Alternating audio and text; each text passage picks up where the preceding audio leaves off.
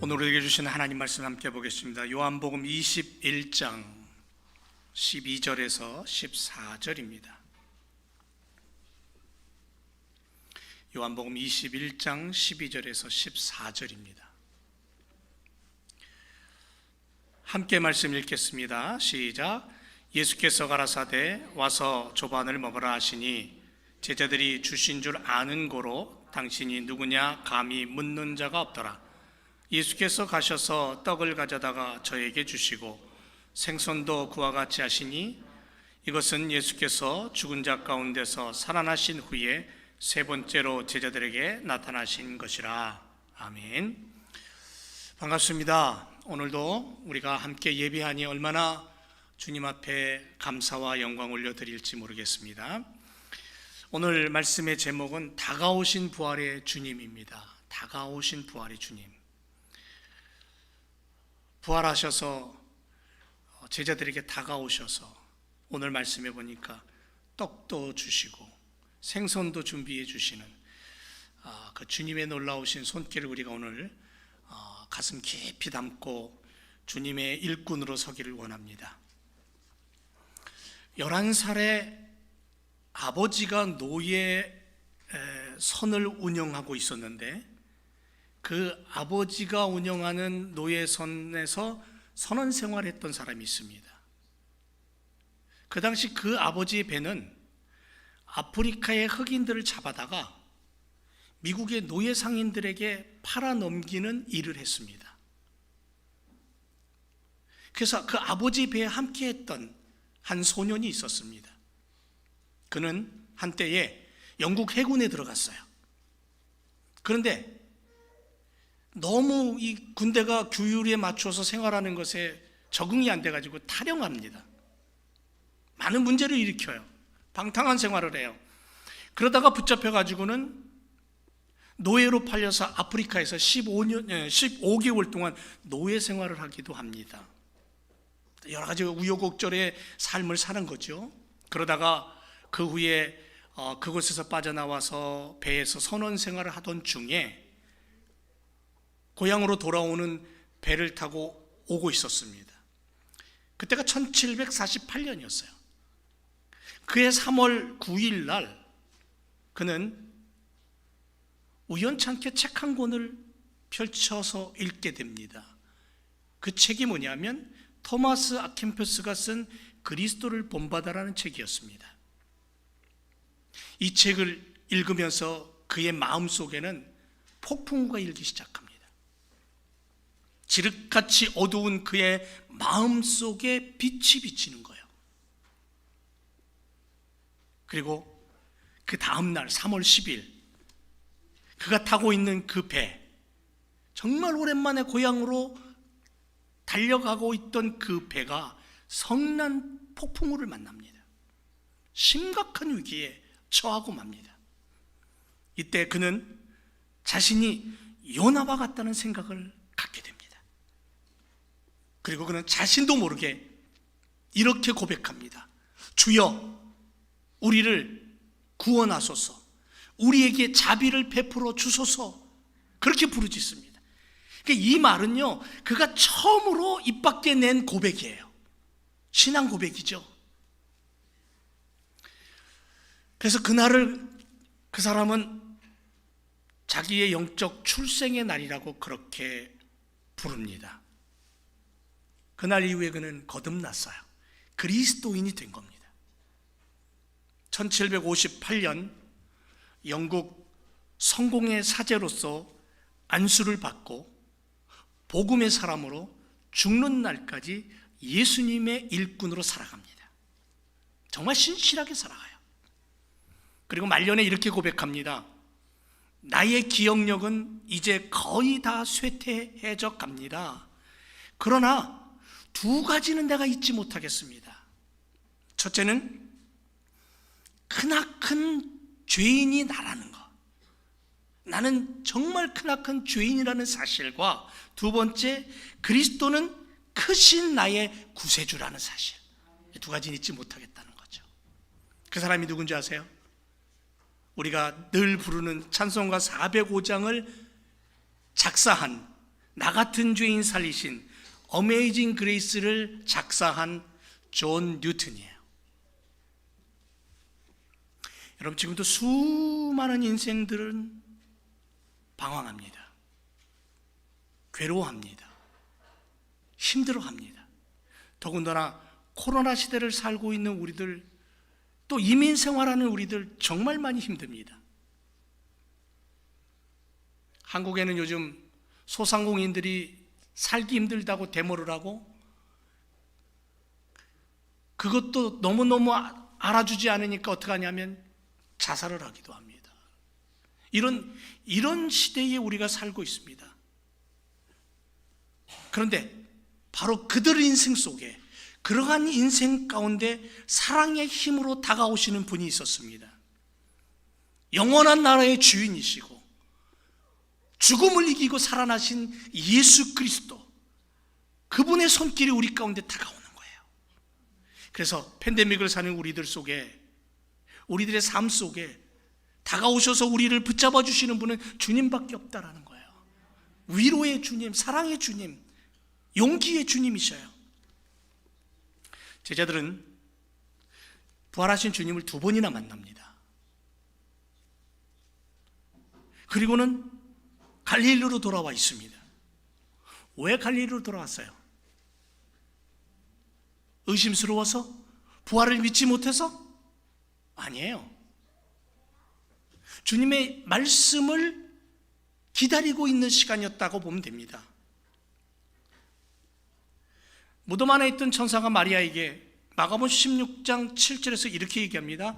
가서 그의 제자들과 베드로에게 이르기를 예수께서 너희보다 먼저 갈릴리로 가시나니 전에 너희에게 말씀하신 대로 너희가 거기서 배우리라. 그렇게 얘기하라 그러는 거예요. 천사가 그렇게. 근데 이 말씀은 마가복음 14장 28절에 예수님이 내가 살아난 후에 너희보다 먼저 갈릴리로 가리라 라는 말씀을 천사가 전해준 거예요. 그 제자들의 마음속에는 예수님이 갈릴리에서 우리를 다시 만날 거다라는 재회의 약속을 알고 있었어요. 그리고는 갈릴리로 내려가서 주님을 기다리고 있는 중에 먹고 살아야 되잖아요, 하루하루. 그 생계 문제 때문에 결국은 예전에 가지고 있었던 기술, 고기 잡는 기술, 그것을 다시 활용해서 고기 잡으러 나갔던 것 같아요. 베드로를 포함한 7명의 제자들은 그럼에도 불구하고 마음은 무거웠겠죠. 왜? 베드로 보세요.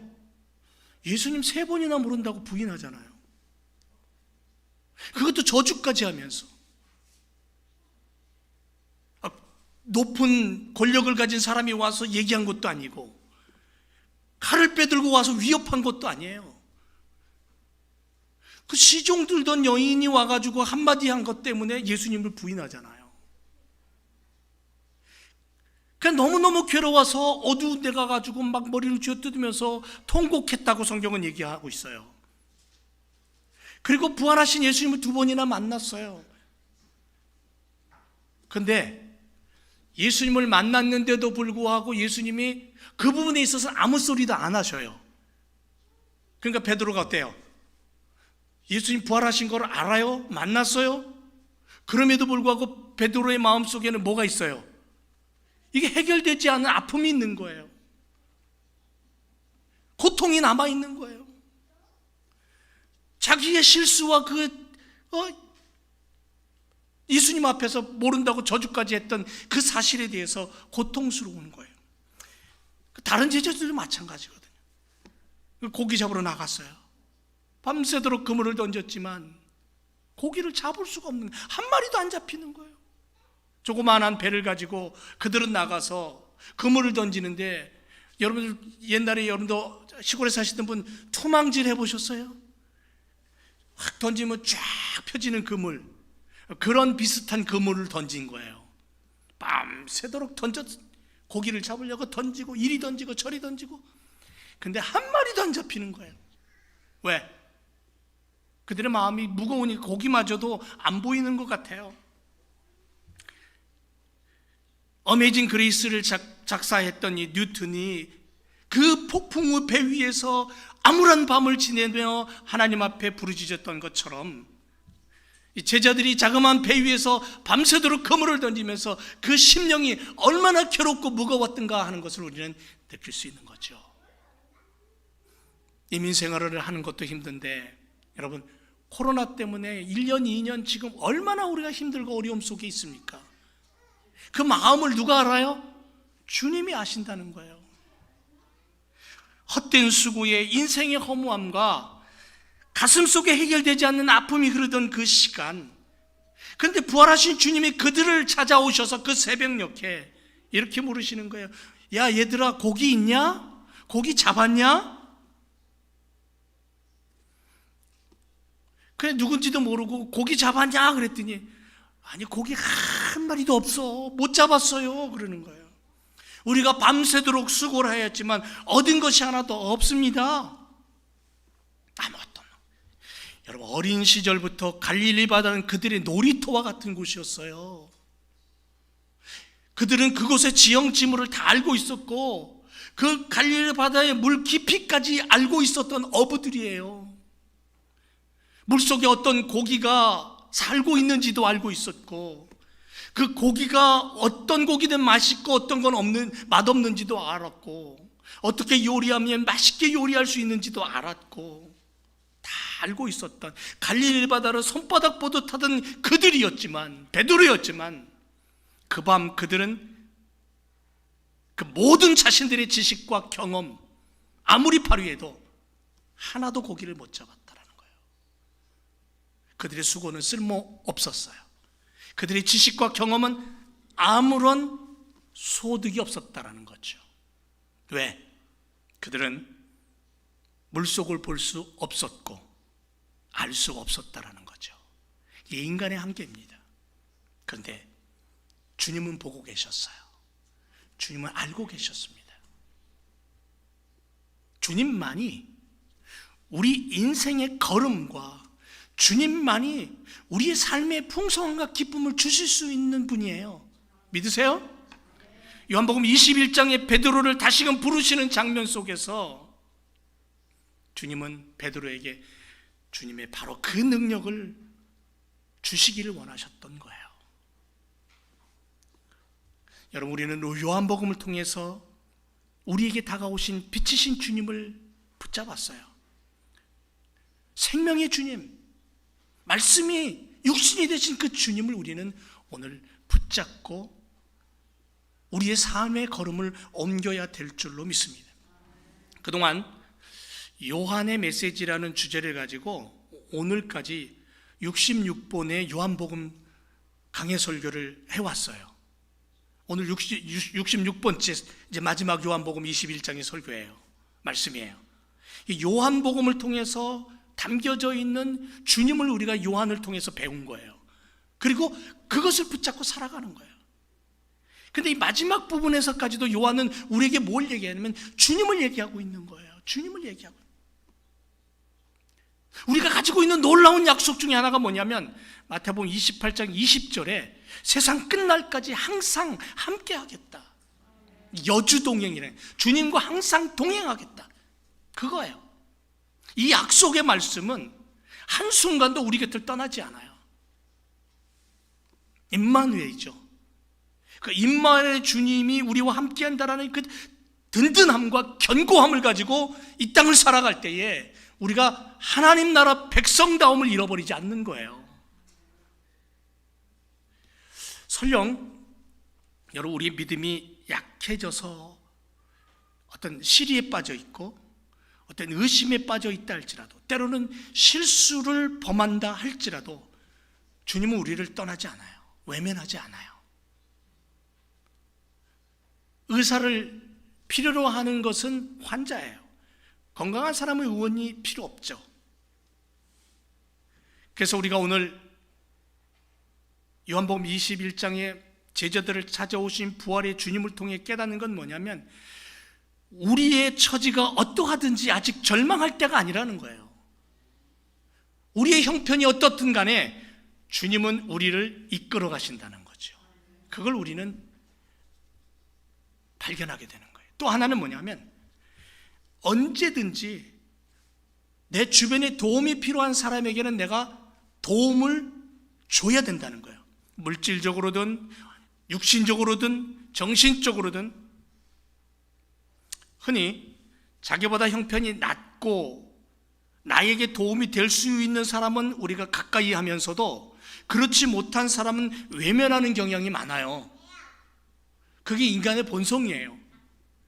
근데 성도들은, 믿음의 사람들은 그러면 안 된다는 거죠. 주님이 우리에게 그걸 보여주신 거예요. 예수님의 마음, 예수님의 정신을 가진 사람들은 도움을 받을 만한 사람이 아니라 도움을 줄 사람을 찾는 삶을 사는 거예요. 어려움에 처한 성도들을 돕고 이웃을 살피는 것이 주님의 손길이고, 그것이 곧 복음이 스며들게 하는 하나님의 나라를 세우는 삶이라는 거죠. 우리의 삶은 하나님 나라를 세우는 거예요. 우리의 걸음은 주님의 영광이 드러나게 하는 거예요. 그거밖에 없어요. 그게 복음의 삶이잖아요. 출애굽기 3장 7절 말씀에 보면 여호와께서 애굽에 있는 약속의 백성들의 고통을 정령이 보고 부르짖음을 듣고 그 우고를 아셨다라고 우리에게 이야기하고 있어요. 그리고 내려와서 그들을 젖과 꿀이 흐르는 땅, 약속의 땅으로 인도했다고 분명하게 우리에게 가르쳐주고 있다는 거죠. 오늘날 주님께서 우리에게 그렇게 하신다는 거예요. 보고, 듣고, 알고, 그리고 우리에게 오셔서 우리를 끌고 당신의 나라로 인도해 가시는 주의 놀라우신 그 축복이 우리 가운데 있다라는 거예요. 믿음의 사람들에게 있다라는 거예요. 여러분, 팬데믹 시대? 아니, 팬데믹보다도 더한 팬데믹의 시대가 온다 할지라도 주님과 함께라면 우리는 능히 이겨낼 수 있는 믿음의 삶을 살게 될 줄로 믿습니다. 저는 지난주에 정말 참 감격스러운 시간을 보냈어요.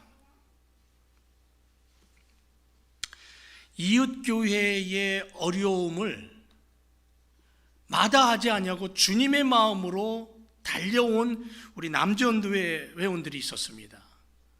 우리 옆에 이웃교회 한 교회가 지하실에 물이 스며들어 왔는데 그 물이 얼마나 많이 스며들어 왔는지 거의 그 발목 이상으로 차올랐고요. 그 물을 다 퍼내고 나니까는 진흙보다도 더 고운 뻘 같은 게 들어와 가지고는 그냥 가득하게 있었어요. 그러다 보니까 어떻게 됐냐면 지하실 밑바닥부터 다 썩었어요. 곰팡이가 다 났어요. 들어가니까 냄새가 고약해요. 그렇게 둬서는 도저히 안 되겠더라고요. 그걸 보고는 제 마음에 하루 종일 무거웠어요. 당장에 남전도회 몇 분한테, 장로님을 이슈로 해서 몇 분한테 전화를 걸었어요. 좀 만나자고. 제가 뭐 만나자 그러면 잘 안 만날라 그래요. 제가 뭐 저녁 먹자 그러면 잘 안 날라 그래요. 왜냐하면 제 형편과 처지를 아시니까. 근데 그날은 안 되겠더라고요. 불렀어요. 그냥 얘기하면 또 안 될 것 같아서 쌀국수집에 불렀어요. 그래가지고는 저녁을 쌀국수를 한 그릇씩 대접하고는 그 형편을 얘기를 했어요. 그랬더니 밥을 먹자마자 젓가락 놓자마자 그 교회로 달려가서 본 거예요. 그리고는 그 다음날 저녁에 일 마치고 와서 밑에를 다 뜯어냈어요. 청소를 한 거죠. 도저히 그 교회에는 남자들도 없을 뿐더러 한두 사람이 있는 사람도 허리를 심을 박았다는 얘기를 듣고, 어떤 사람은 도저히 일을 못하게, 그 목사님 혼자서 그 일을 다 해야 되는데 감당이 안 되는 거예요. 그래가지고는 우리가 달라들어서 일을 몇 시간 만에 처리를 했어요. 그 광경을 보면서 계속 냄새 나고 먼지 나고 기침이 자꾸 나고 그런 곰팡이 쓴 그 지하실에 들어가서 마다하지 아니고 주님의 이름으로 헌신하고 그 일을 막 땀 흘려 갖고 하는 그 모습들을 보면서 얼마나 주님 앞에 감사했는지 보세요. 미전도 종족이나 모슬렘 땅을 향한 복음 전파만이 선교가 아니에요. 우리 이웃이 어떻게 사는지, 우리 주변의 사람들을 돌아보고 우리의 손길이 필요하다면 내 손길을 나누어 줄 수 있고 협력할 수 있고, 그래서 교회를 세우고 가정을 세우고 믿음의 형제자매를 세울 수 있는 그 손길과 그 걸음이 주님 나라를 세우는 거예요. 그것도 선교라는 거예요. 그게 복음 전파예요. 그래서 내가 가지고 있는 그리스도의 그 향기가 다른 이에게 스며들게 하는 바로 그 일이 주님이 십자가 지시고 죽으신 이유고 무덤 문 열고 부활하신 이유가 바로 그 이유 때문이라는 거예요. 바로 이런 시간들이, 우리의 몸짓들이 성경이 움직이는 삶을 살아가는 하나님의 자녀됨의 모습이라는 거예요. 여러분, 성경 66권은 종이에요. 글이에요. 움직이지 않아요. 그런데 그 성경의 말씀이 내 안에 들어오면 그것이 나를 움직여서 살아 움직이는 성경의 사람이 되는 거예요. 그게 바로 그리스도인이고 그게 바로 하나님 나라 백성의 모습이라는 거죠. 부활하신 주님이 제자들을 왜 찾아오셨어요? 주님이 뭐 얻어먹고 싶어서? 뭐 부족한 게 있어서 주님이 제자들을 찾아오십니까? 2번씩이나 보여줬으면 됐지. 뭐 부족해서 예수님 갈릴리 바다를 또 찾아오십니까? 찾아오신 이유가 뭐예요? 그들을 세워서 하나님 나라 백성 만들고 하나님의 나라를 선포하게 하기 위한, 성경의 사람으로 만들기 위한 주님의 의도가 아닙니까? 찾아오셔서 밤새도록 수고하고 아무것도 없는 그들에게, 야, 그물을 이쪽에다 내려봐. 그랬더니 153마리가 잡혔어요. 근데 그물이 찢어지지 않았대요. 이 이야기 뭡니까? 그물이 찢어지지 않았다는 이유는, 여러분, 큰 고기가 잡혔다 그랬어요. 21장 요한복음에 요한은 말합니다. 큰 고기가 153마리. 153에 대한 숫자를 의미를 두는 그러한 학자들도 있지만, 그러나 그것보다는 우리가 담아야 될 게 뭐냐면 153마리가 그 그물에 담겼는데도, 큰 고기가 담겼는데도 그물이 찢어지지 않았다는 거예요. 이게 뭘 얘기합니까? 갈릴리 바다에서 잔뼈가 굵고 고기를 잡아서 먹고 살던 베드로, 살아있는 고기를 잡아서 죽여가지고 먹고 살던 베드로를 향하여 뭐라 그러셨어요? 나를 따라와라. 내가 너로 사람을 낚는 어부가 되게 하겠다 말씀하셨잖아요. 사람을 낚는 어부란 뭐냐면 죽어있는 영혼들, 지옥 백성으로 살아갈 수밖에 없는 고통 속에 있는 영혼들을 건져내서 살아있는 하나님 백성 만들겠다는 거 아니에요. 그 사명을 예수님이 가지고 베드로를 부르셨고요, 부활하신 주님이 갈릴리 바다에 오셔서 베드로를 다시 부르실 때 베드로를 향하여, 야, 너는 사람 낚는 어부야. 그런데 그 사람 낚는 어부의 삶은 능력과 권능의 삶이야. 이렇게 말씀하시는 거예요. 153마리가 그물이 들어왔는데도 그물이 안 찢어졌어요. 주님의 능력에 이건 반드시 찢어져야 되는 거예요. 그물은 반드시 찢어져야 되는 거예요. 여러분, 그 투망이 그게 몇 마리 고기 잡는 정도지 153마리가 큰 고기가 잡힐 만한 그러한 능력이 없는 그물이에요. 그런데도 찢어지지 않았어요. 왜? 주님의 능력의 말씀이 선포됐기 때문에 그래요. 우리가 복음을 가지고 이 땅, 온 땅을 향해 나갈 때에 주님의 능력을 가지고 나가는 거예요. 우리가 던지는 그 복음의 그물 안에 들어오는 어떠한 고기들을 영혼이라 할지라도 절대로 빠져나갈 수 없는 거예요. 그물이 찢어지지 않아요. 이 주님의 능력을 얘기하는 거예요. 권능을 얘기하는 거예요. 오늘 우리가 이 땅을 살아갈 때 복음의 능력을 가지고 살아야 된다는 거예요. 복음이 전파되는 곳에는 사람이 변화가 돼요. 어두움이 떠나가요. 사람 속에 새로운 생명이 꿈틀거리는 거예요. 그 방탕하고 고통 속에 살던 존 뉴턴도 주님이 그 마음속에 빛을 주시니까 새 생명으로 주의 일꾼 되잖아요. 방탕하던 어거스틴도 주님의 말씀이 들어오자 그 가슴에 빛이 비치고 성자로 살아가잖아요. 복음의 사람으로. 주님이 베드로를 찾아오시고 제자들을 찾아오셔서 생선을 굽고 떡을 준비하여 그들에게 먹이시면서 그들에게 바라는 소망이 뭐냐면 복음의 능력자가 되라는 거예요. 복음의 능력자, 말씀의 사람으로 살아가는 거예요. 팬데믹이 언제 끝날지 모르지만 사랑하는 지역교회성도 여러분, 복음의 일꾼으로 살아가시기를 축원합니다. 복음의 그물을 펼쳐서 죽어가는 영혼들을 건져내어 그들에게 생명을 주는 그러한 믿음의 사람으로 살아가시기를 주님의 이름으로 축원을 드립니다. 또 하나, 그 갈릴리 새벽에 주님 오셔서 사랑과 용서를 보여주셨어요. 21장의 말씀은 베드로와 주고받는 이야기가 거의 줄을 이루고 있습니다.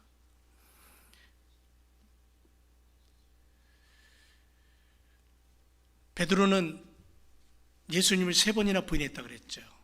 결국 철저하게 실패한 인생이었어요. 주님이 묻습니다. 내가 나를 사랑하니?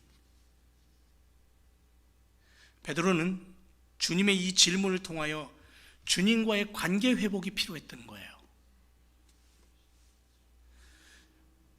우리 주님은 허물 많은 인생들을 포기하지 않습니다. 찾아오셔서 사랑으로 안으시고 소망을 주셔요. 3번이나 베드로에게 물으시죠. 내가 나를 사랑하니? 라고. 요한의 아들 시몬아, 내가 이 사람들보다 나를 더 사랑하니? 이 곤란한 질문입니까? 주님이 이렇게 물으시는 이유는 뭐냐면요, 그를 새롭게 변화시켜서 바로 그 복음의 능력자로 쓰시기 위한 주님의 마음이라는 것을 우리는 알아야 됩니다. 3번이나 반복해서 동일한 질문을 하시니까 베드로가 당황을 합니다.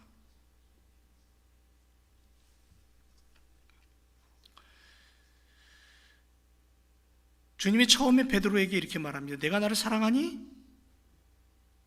이 사랑하니 하실 때는 아가페적인 신적인 사랑을 물어보시는 거예요. 신적인 사랑, 아가파오로 물어보셔요. 두 번째도 똑같이 아가파오로 물어보셔요. 근데 3번째 가서는 예수님이 필레오라는 사랑으로 단어를 바꿔버리십니다. 이 필레오라는 사랑은 인간의 사랑, 우정의 사랑이에요. 우정을 이야기하는 거예요. 근데 베드로는 뭐라고 대답합니까?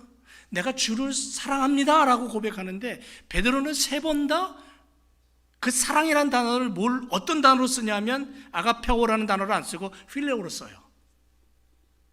인간의 사랑, 우정의 사랑을 베드로는 얘기를 해요. 얘기는 뭐냐면 베드로는 도저히 예수님이 얘기하시는 그 사랑의 수준으로 자기 자신을 끌어올릴 수 없는 거예요. 못하겠다라는 거죠. 아무리 위대한 사도였던 베드로라 할지라도 그게 안 되는 거예요. 시몬아, 내가 나를 아가파오로 사랑하니? 이렇게 물으실 때 주님, 저는 도저히 주님이 원하시는 그 사랑의 수준까지 못 가겠습니다. 아시잖아요, 주님. 나는 한 여인의 말 앞에서 두려워서 예수님을 3번이나 모른다고 부인했던 그런 연약한 존재입니다. 그런데 내가 어떻게 하나님의 사랑에 접근할 수 있겠습니까? 라고.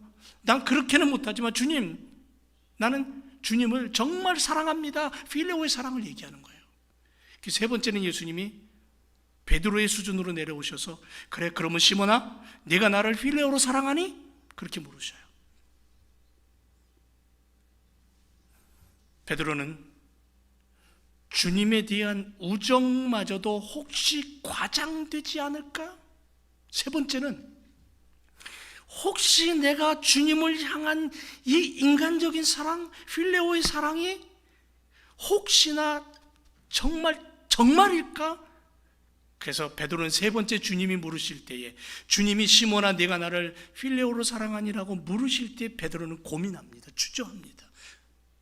첫 번째, 두 번째는 주저하지 않고 주님 내가 주를 사랑합니다라고 고백했지만 3번째는 주저합니다. 멈춥니다.